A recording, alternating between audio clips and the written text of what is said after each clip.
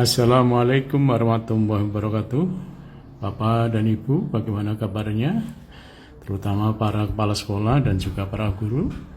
Informasi terbaru untuk tahun 2025, ijazah diterbitkan oleh pihak sekolah ataupun satuan pendidikan.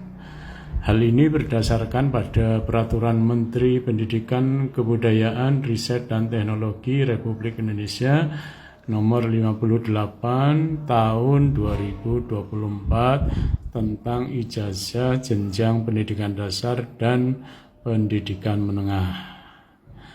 Nah, seperti yang tertuang di hadapan kita, ini adalah dokumen peraturan menterinya. Dan kita bisa langsung menuju ke pasal-pasal terutama yang menunjukkan bahwa ijazah itu diterbitkan oleh pihak satuan pendidikan ataupun pihak sekolah, ya, bisa dilihat di pasal 3 ayat 2, ya, pasal 3 ayat 2.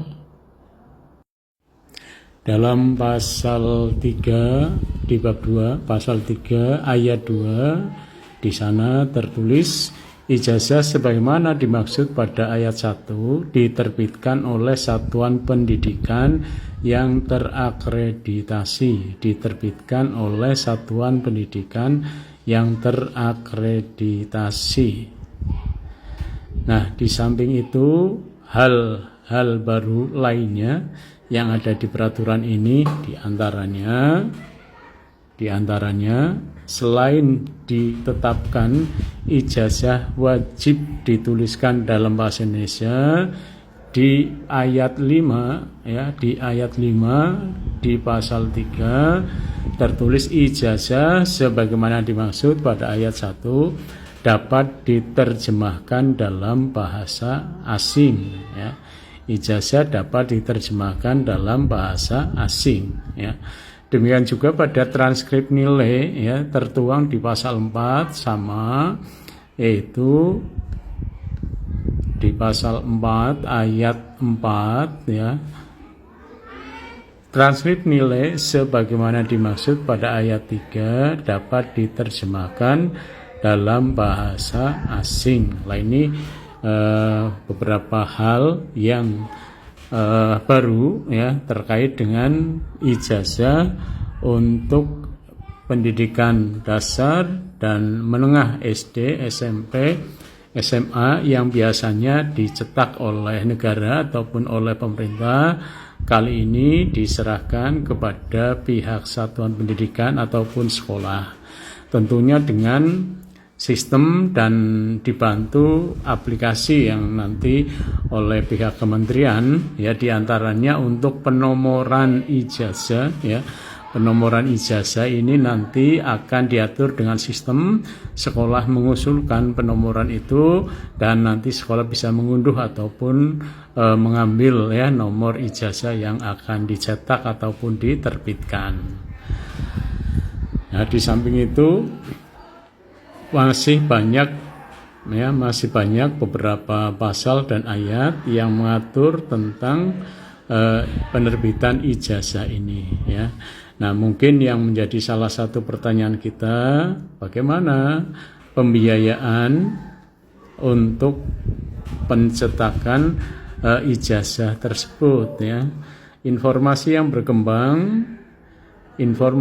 berkembang untuk biaya pencetakan ijazah itu nanti akan masuk di dalam poin penganggaran di POS ataupun di bantuan operasional satuan pendidikan. Nah, itu sudah informasi yang kita terima nanti di Juknisbos tahun 2025 itu salah satu item, ya, pembelanjaan dalam Juknis itu adalah untuk jasa pencetakan ijazah, ya. Demikian mudah-mudahan informasi yang bisa saya sampaikan, ya, dan kita bisa melihat contoh, ya, contoh format ijazahnya ada di lampiran Nah, Bapak dan Ibu para netizen, ini contoh format ya, format ijazah. Jadi ada bagian depan yang merupakan bagian utama ijazah. Kemudian ya, di situ ada konten apa saja yang masuk ya di dalam pencetakan ijazah itu ya. Kita bisa mengikuti ya tata aturan penatausahaan naskah untuk ijazah. Nah, di sini kita bisa lihat contoh-contohnya ya, contohnya baik itu untuk SD, SMP, SMA dan juga SMK ya, baik itu sekolah umum maupun sekolah luar biasa. Demikian, Assalamualaikum warahmatullahi wabarakatuh.